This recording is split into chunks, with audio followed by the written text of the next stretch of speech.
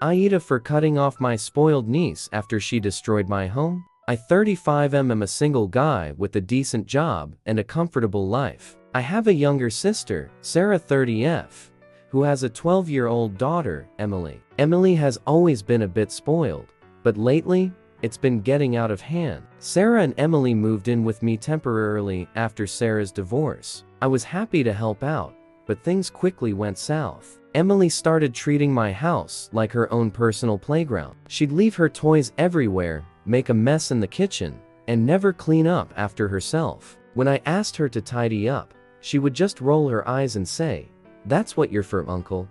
I tried talking to Sarah about it, but she just brushed it off, saying Emily was going through a tough time. Things hit a breaking point last weekend. I had an important work presentation and needed to focus, but Emily kept blasting music and inviting friends over without permission. I asked her to keep it down, and she threw a tantrum, screaming that I was ruining her life. The final straw came when I got home from work to find my living room trashed. Emily and her friends had a painting party and decided my walls and furniture were the perfect canvases. Paint was everywhere on the walls, the carpet, and even the ceiling. My once tidy living room looked like a war zone. I lost it. I told Sarah they had to leave immediately. Sarah called me heartless and said I was traumatizing Emily further. Now, my family is divided. Some say I did the right thing, while others think I overreacted. I feel guilty, but I also think Emily needs to learn consequences. To add to the drama, Sarah has been telling everyone that I kicked them out without any warning, leaving them homeless. That's not true, they went to stay with our parents. But now, the family gatherings are tense, and I'm painted as the villain who can't handle a kid. I didn't want it to come to this. I love my sister and my niece, but I couldn't let Emily continue to destroy my home and my peace of mind. I offered to help pay for therapy for Emily, but Sarah refused, saying I'm the one who needs therapy for being so rigid. Was I too harsh? Should I have handled things differently? I feel like I'm stuck between being supportive and setting boundaries, and it's tearing our family apart. AITA? First of all, thank you to everyone who commented on my original post. I was overwhelmed by the amount of support and advice I received. Here's an update on the situation. After I posted, I decided to reach out to Sarah to see if we could have a calm discussion about everything that happened. I explained to her that I wasn't trying to be heartless, but I couldn't continue living in chaos. I offered once again to help pay for therapy for Emily, and I suggested we all go to family counseling together to work through our issues. Sarah agreed to meet, and we had a long talk. She admitted that she had been overwhelmed with the divorce and hadn't been managing Emily's behavior as well as she should have. She also revealed that Emily had been acting out more since the divorce, and she hadn't known how to handle it.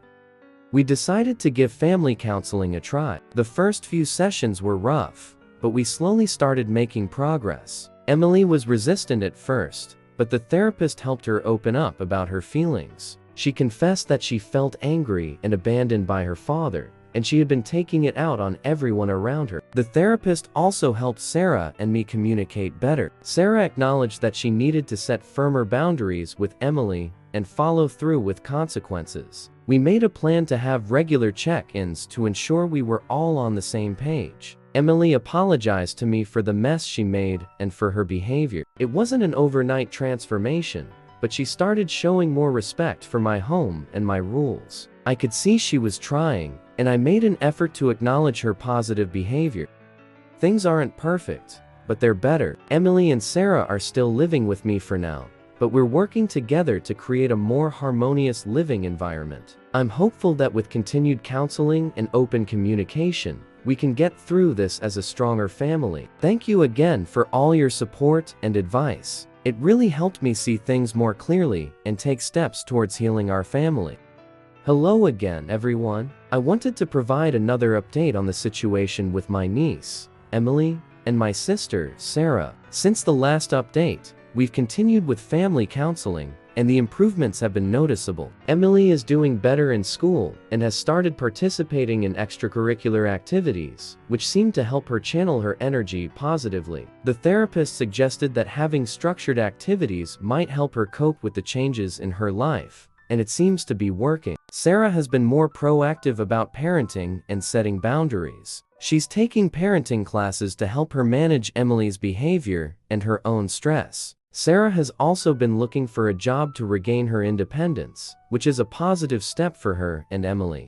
One significant development is that Emily and I have started to bond more. We've been spending some quality time together, doing activities she enjoys, like painting on canvases, not walls, baking, and even going for bike rides. I've learned that she's actually a very creative and bright kid who just needed more guidance and support. Despite the progress, there have been some setbacks. Emily still has occasional outbursts, especially when she's reminded of her father or the divorce. However, these incidents are becoming less frequent, and we're learning how to handle them better.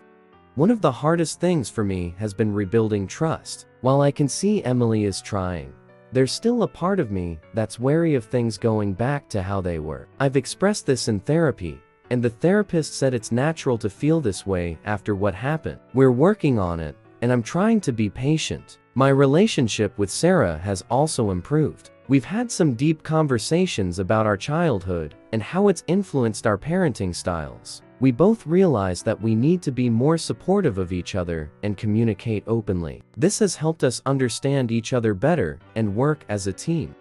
Family gatherings have become less tense as well. My parents and other family members have noticed the changes and are more supportive now that they see we're making an effort to improve our situation. I know we still have a long way to go, but I'm optimistic. The counseling has been invaluable, and I'm grateful we took that step. Thank you to everyone who encouraged it. Your advice has made a significant difference in our lives. I'll continue to update as things progress. Thank you again for your support and understanding.